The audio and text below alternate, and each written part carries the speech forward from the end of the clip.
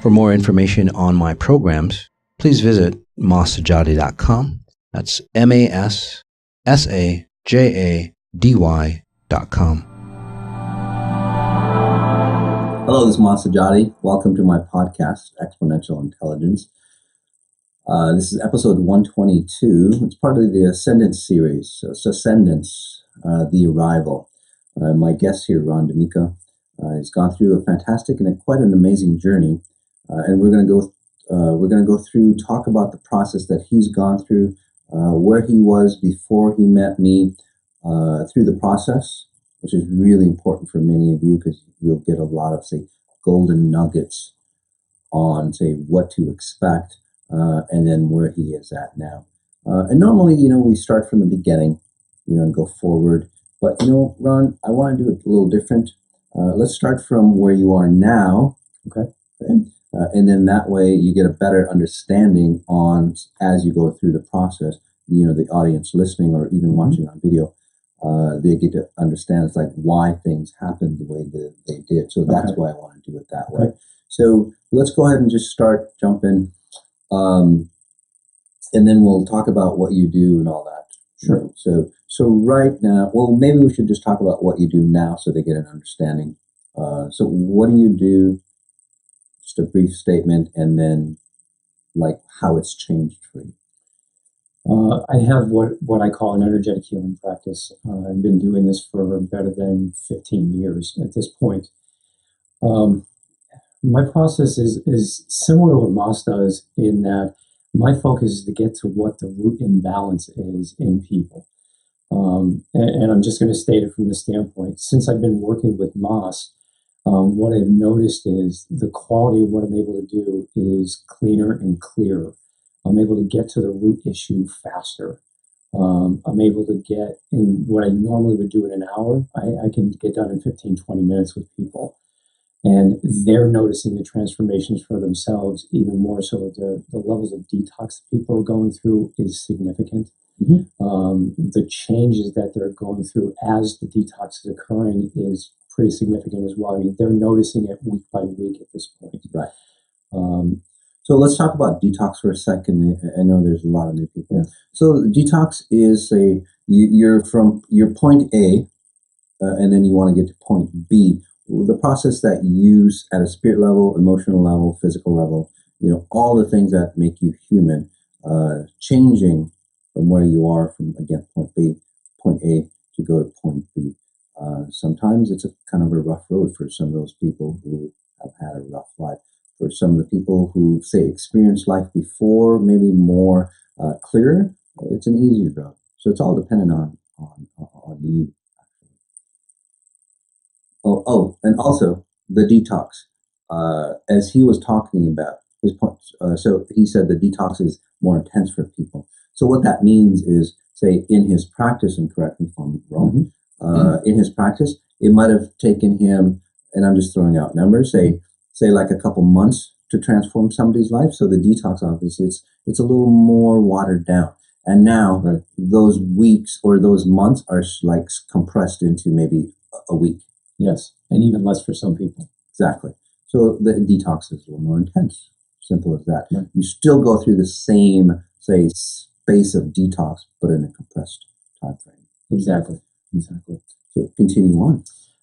So within it, I've been able to get to the root issue much quicker. And I've also noticed too, I do my group healings as well. And I've noticed that we're accelerating the movement for people. Yes. I'm able to literally pull them into the place that they want to go and help them navigate through where their blockages are while releasing the blockages at the same time. One thing about that, obviously your abilities have changed. Can you explain like before, after? Okay, before when I was working with individuals, I would find that they would get it at one level and then we'd have to go to another level the next time. And then another level the next time I would connect with them. Or sometimes what there would be a backslide. And so in other words, they move forward, but because the change wasn't deep enough at that particular time, it was easy for the life to pull them back a little bit. Right. They never went back to where they were, but they would slide back. Now what I'm noticing is that there's very little, if they're in a place within themselves where they're really ready and willing to go through what they need to, they're there. And they stay there, and then they start catapulting themselves forward in between when I see them too. Right. So let me explain how that works. So before, his process was about, say, talking through the situation that they might have had. And then, we all have compartments that, we understand. Your brain puts everything into little cubby holes. Okay? So what he was doing is like, okay, I understand where you are, and then let's show you another cubby hole that you can jump into that's a little clearer. And then from there, show you another cubby hole that's clearer yet.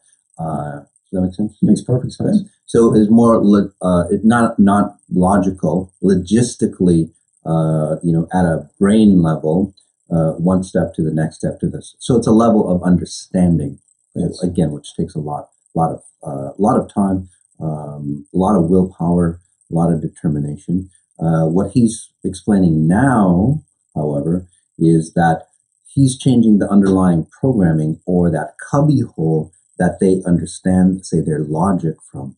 So he's changing the actual, say, back end, or again, the foundation. And then they just have a different understanding. They just see things differently. Yeah, and it's not just seeing things differently. Yes. It's they transcend the need to make logical sense of things. They just feel themselves come into that next space. Right. And that's what a lot of people were. It's even now. They'll go into. I want to understand this or make sense of it. And it's like, okay, what I want you to do is just breathe in and feel it. And once they feel it, they lock into it faster. Yes. Because the programming, as you were talking about, the programming is clear, so it's easier for them to align with that space. Whereas when the programming is still in there, they have to push through the programming still sometimes to get there. Right. So there in EI, exponential intelligence, the normal way of like learning is that you try to change the cubbyhole. In exponential intelligence, what happens is like you totally it allows you to say re-understand, one, how learning happens, and then two, you understand it from a much deeper level. So basically what happens in normal learning, it's like you change the cubbyhole like I talked about. In EI learning, or what Ron's getting into now, is you're changing the level of intelligence, or the level of awareness, so that logic actually is more of a clear logic rather than the physical logic here that doesn't make any sense. So you change the higher intelligence, and then their level of understanding comes out. Yes.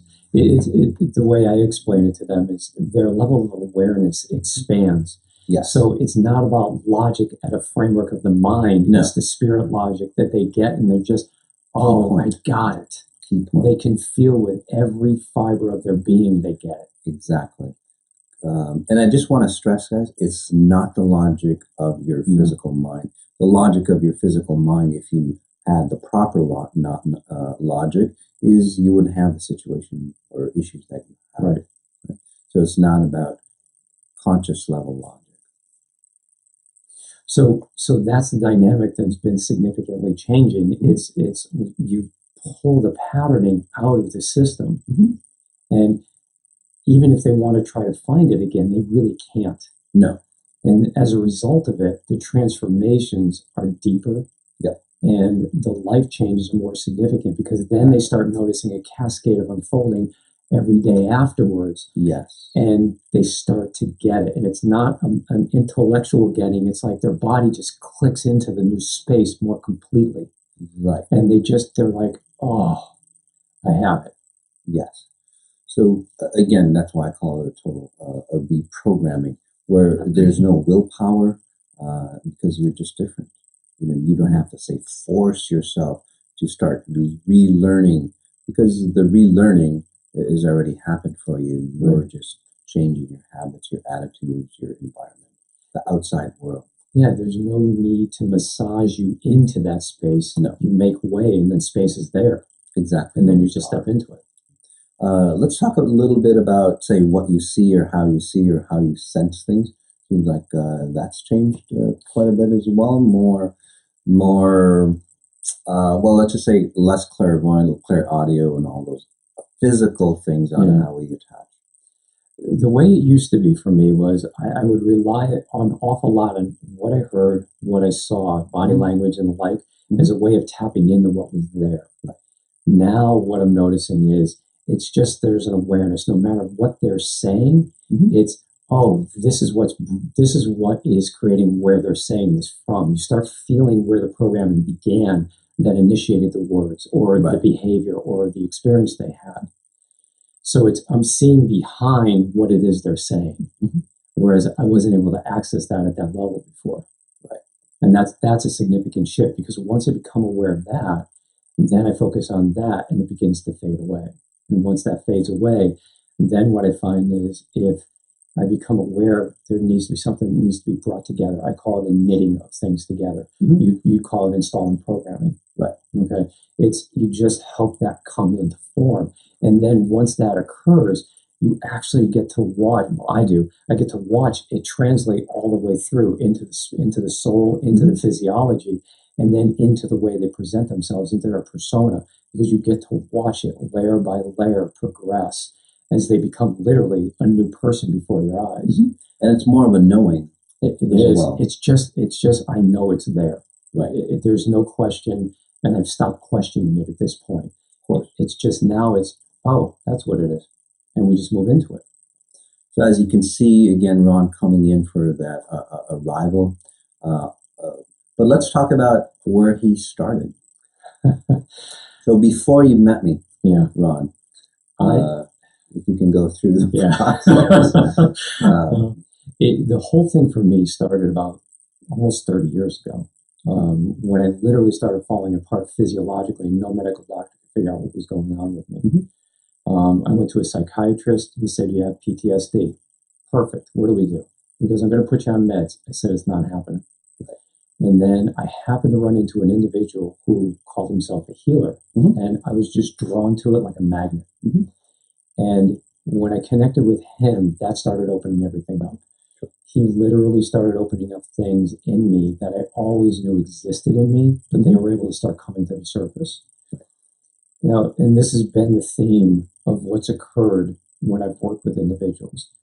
As I've worked with people, I've always had this knowing of there's something beyond anything anybody has ever shown me before. And when I was working with this individual, he said, you're at where you need. I said, there's more than this. And I kept knowing there was more than this. But because there was a frustration level that occurred with him and I, it just didn't make sense to continue to work together. Right. So I set out and I found other people. They were able to bring me a little bit farther, but I ended up with the same thing. They ended up sharing with me the framework that they understood about what spirituality is and how the whole healing process is.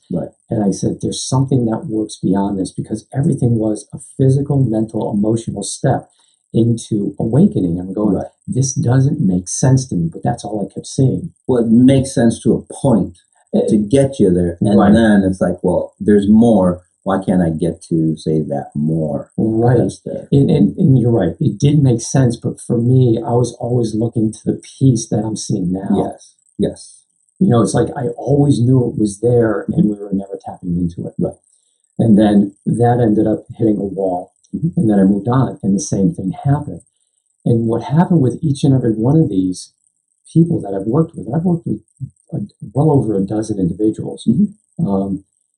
It's funny because every time we got close to a point where I'm going to say it hit what they could do for me, we couldn't go any further. What ended up happening was, in some way, shape, or form, I ended up being the bad guy in this. I ended up being the one that was the problem. I ended up being the rebel without a clue. And in some cases, literally, it's like a wound. They ripped a wound open and then just left me bleeding on the side of the road. And that happened a couple of times, and that was incredibly painful. Yet, there wasn't anything in me that could not continue to do what I was doing. It's like I knew there was something more. And I found out about you 5 years ago. And when I found out about it, I'm going, nah, not yet. And I knew it, and I just pushed it aside. And then about 2 years ago, I'm going, and I waited. And then 6 months after that, I'm going, now. And that's when I found out about the healing mastery. Okay. And when I found out about the healing mastery, the one I found out about, I couldn't get into. Okay. And it worked out perfectly because then I jumped into the 21 days. I started doing the group healings and frequency spas and things of that nature. And as I did that, I progressively started noticing the changes that I always knew they were supposed to feel like. Right. That's when I started to literally feel like I was home. And I don't say that very often. And it was this thing of, oh my God, this is what I've been looking for. Right. So before you go on any further, just a couple notes. Yeah. One, saying you found home, that doesn't mean he found me. No. It was not, I'm not his guru or anything. No. But he found himself. That's one key, guys. Yes. A lot of people who are lost in life, it's like, oh, it's Maz. It's like, no, guys. That home that he's saying is like he found his sense of self, his spirit, yes. and closer connection. Yes. Okay. I just helped him go, it's that way, or this way, or whichever way. Yeah. Anyway, the second point, a cautionary tale. And this is what happens quite a bit to me, is like I end up being the bad guy. This is highly, highly important for those individuals who have had, say, a successful career, no matter if it's in healing, industry, business, medical, like Western medicine, all those things. If you are, say, famous or have been successful somehow, you hold on to that identity because that's all you know. And I'm just saying it like it is. And then that identity, though, is time bound. So what was happening to him and what happens to me with those type of individuals. And by the way, Jesus was talking about don't hold on to your confidence through money, wisdom. It's only one source you can have confidence in, that is your higher self, or God, or pure source. So what he was going through is that he gets to a point, and then what happens is that his teachers start to realize that he's going to be surpassing them. And because they're insecure about that knowledge that they have, it's time-bound knowledge. It's like, well, I better do something. Otherwise, I'm going to feel insecure. If he finds out that there's more, then I'm going to feel like shit. So what do? They backstab you. Oh, you're no good. Oh, you'll never be helped. Whatever it is, or Moss is a fake, and he's dark and all that. So, but those are the things. The one key component to do is for you. It's like, gosh, no matter how beaten that you've gotten, it's like that spark. It's like I can still see the light out there. Yeah, it's still there. It's like, yes. Why is it still there? Yep. And so continue on. Yeah, it literally, that's the thing that kept me going, no matter what happened, no matter what anybody said to me. There was nothing that was going to stop me from doing this. It was either continue or just physically die. Yes. I mean, that's an extreme statement, but that's really how I felt about it. It's like, I look at this and I really, it's like Ma said, and I really want people to understand this. I never was seeking out a guru. I stopped looking for a guru probably 2 years into my process. I realized it wasn't about a guru. You did go through that process. I did go through it, though. I did. Because I was looking for somebody to give me the answers. Right. And partway into it, something clicked in me. And I knew it wasn't about the person. It was about what was opening up in me. I didn't know how to word that until probably 2 years ago. Right. But that's what that was. And that's what always kept me driving forward. When I connected with Moss, I knew he was accessing a space that I knew existed, but nobody was able to show me. And when I connected with him and really let myself feel what it was, I knew that he was in the space that I wanted to get to. And everybody has access to that space, guys. So gurus and what he was talking about, basically it's like, well, they don't even know the space exists. Okay, so they need feedback on it, or ego to say sustain. And it's like, yeah, I'll show you that space, but you have to go through me. Again, and so watch out for that. What he's talking about is like, yeah, Moss is in that space, and it's like, hey, join in. Right. how do you get there? Yes. And what do I need to release in me to awaken that place within me that you found within you? Yes, exactly. That's the feeling. And that's all I can focus on for me. And that's all I focus on with people, because I do have people doing the same thing with you.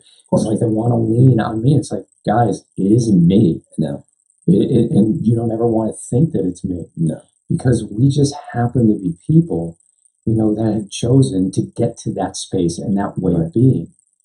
And why there's a connection is because they're striving for it too. Right. And it's just they got a distorted way of seeing it that needs to be cleared up, so they realize they just have a yearning to awaken it within them. Yes. And did you notice, Ron, that there's no ego at this space? You don't want anybody to follow you. You don't want anybody, to follow you, to follow you to get to the point, say, where that open space is. But you don't want anybody to go, okay, you have to go through me to do this. There's no need, because there's no ego at the level that, say, Ron is at. There just is no ego, and there's no desire to have ego. It's like, because ego, it becomes a burden at this level. There's different levels of ego, by the way. So the distorted ego that I'm talking about, again, the heaviness that goes along with that, the burden, the tax, the price that you pay for those people, they need to consume more and more and more, say, spirits, more and more money, more and more control, to, say, survive and sustain themselves. Over here, it's free flowing, isn't it? And if you have somebody that binds onto you, it's like a stifling feeling. It's like, no, you can't hold on to me. This is too good for me.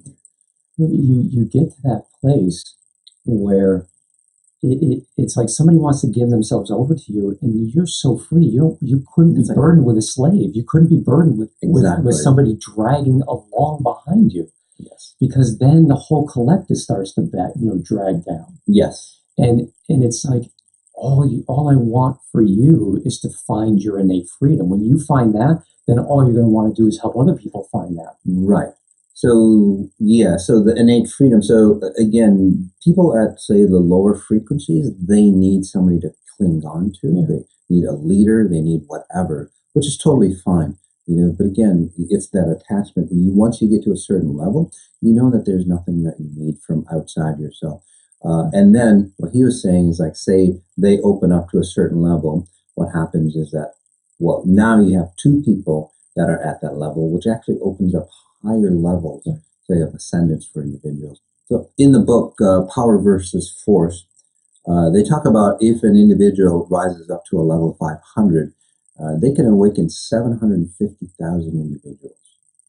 And from that, all we need is 100,000 individuals to awaken to a level 500. Could you imagine the impact that has on, say, the availability, the abundance of what we call earth or human potential? So, Ron, tell us a little bit more of, say, the personal side of you, or some of the hardships that you went through, some of the experiences that you went through, like before, and then during the process as well. I'll give you a brief up to before I connected with Moss, with you. Yeah. When I was working with the first person I worked with, we were coming to an end. Mm-hmm. And he basically cut me off and just shut me out, and energetically, and just threw me out. I felt like I got thrown out into the middle of a snowstorm. Mm. And when I was there, what happened was, leading up to that, I had been married. Mm-hmm. And I started becoming a healthier individual. So I started becoming a healthier male, taking responsibility for all the masculine dysfunctions that we have a tendency to play in. Yeah. My wife didn't want me. It was the most interesting thing. Interesting? It was absolutely mind-blowing. It's like, I'm becoming a healthier person, and you don't want me in your life. I couldn't grasp what that meant. And so I got divorced. I left that individual that I'd been working with for 7 years. Mm-hmm. And I literally was out in the middle of everything with nothing. I mean, literally nothing. I had no money. My business had to shut down. I had a personal fitness training business for 10 years. The whole thing just shut down. And I was living off my credit cards. Mm. And I went through a period of probably about 3+ months where it's what I called my time of hell. if I had it in me, I probably would have killed myself. It was so intense what I was going through. I literally felt like I was completely alone. I was completely empty. The world didn't make sense to me. The world couldn't make sense of me. I couldn't figure out how to fit anywhere. Right. And then progressively, I started coming out of that. And I realized I just needed to take it one step at a time. And I progressively went into, and I worked with things from a shamanic perspective, and then was connected with Reiki and different energy forms. And the same thing occurred. It's like I went into it, and then all of a sudden I was kicked out, and kicked out of everything. It's like one thing after another. I just kept getting kicked out of it. Now, whether my spirit was kicking me out at that time, I had no idea. I felt I was just getting rejected on the human plane. And then I connected with a partner at that point that I was with for 13 years after that. And that process started awakening me to start doing this healing work. Because when I was doing the work as a personal fitness trainer, I started noticing things about people. I just started noticing the emotional patterns that they were talking about. And things just kind of started making sense. And I'd ask them a question, I'd watch things shift and their body come into alignment. But all that had to go away because I was living in a specific framework that I had outgrown. So I started working with people, but I'm really leery about it. I didn't know if I was ready. And then it just made sense to start. But when I started working with people, one thing that I always did was I ended up, at the end of the day, I'd look at it and go, okay, so what did I not clean up that was showing up in my sessions? But I just did it automatically. And in the evening, I'd process through. The next day, I'd see some people, and I'd see what was there within me. And then I'd go process it through. And I'd take breaks. I'd go do my job at Home Depot. I'd go back, and I'd work with clients again. And I progressively built a client base up over time to where I was able to do this full time while connecting with other practitioners. But what happened was, as I continued to get healthier and more clear, the partner I was with was literally sabotaging me one step at a time. As people started appreciating what I was offering, it was just, I kept getting my legs knocked out from underneath me. And it finally got to the point where I just couldn't do it anymore. I couldn't handle it. So I stepped out of that. Everything around me just started collapsing. And it was like a complete reset. I couldn't approach sessions the same way anymore. I had to walk out of it and get myself some breathing room. And I would still do some of the session work, but it's like, how do I even live at this point? Because nothing made sense again.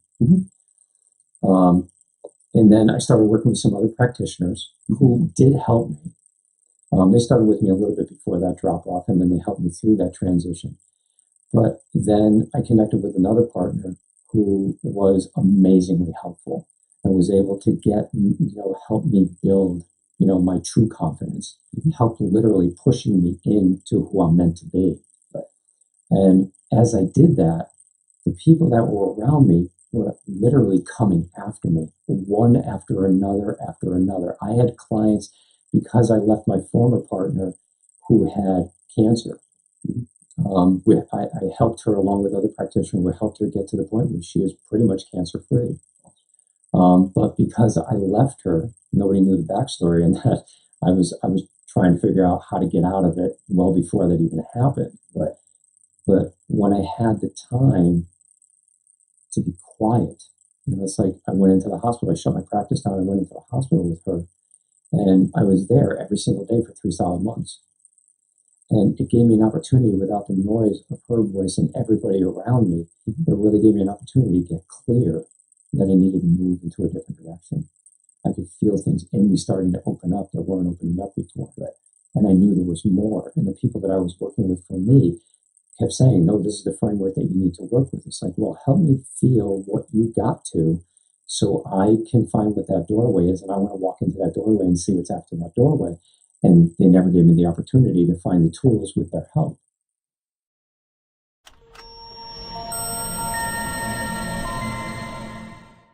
For more information on my programs, please visit masajady.com. That's MASSAJADY.com.